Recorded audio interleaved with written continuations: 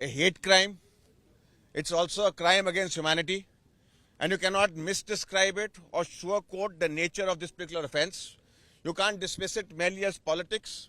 And you can't simply shift the blame to a political entity.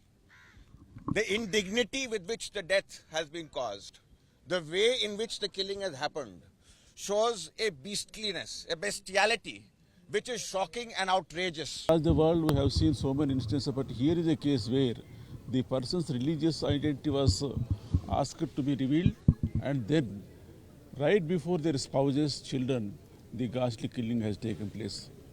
Honorable two speakers have emphasized the need to take some comprehensive step in this regard.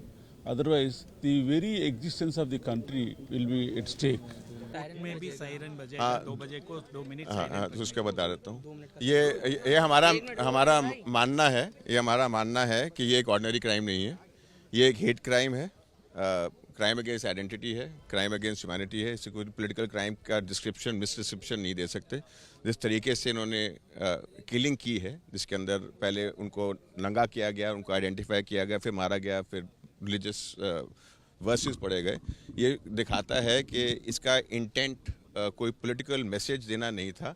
एक religious डॉगमेटिज्म, religious bigotry और सुप्रेमिज्म के एक issue था, और इसी दायरे को ध्यान में रखते हुए और इसकी जो निर्णायक बात हुई है सुप्रीम कोर्ट में भी अब सायरन बजेगा टू एक्नॉलेज द फैक्ट कि जो हरकत हुई है कितनी हम लोग इससे कितने पीड़ित हैं और हमारे को इससे कितना दुख पहुंचा है।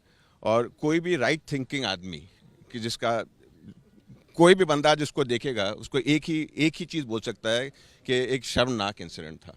तो अब 2 मिनट का साइलेंस, सुप्रीम कोर्ट में भी दिस इज ऑल्सो अनप्रेसिडेंटेड कि ऐसी चीज़ होगी।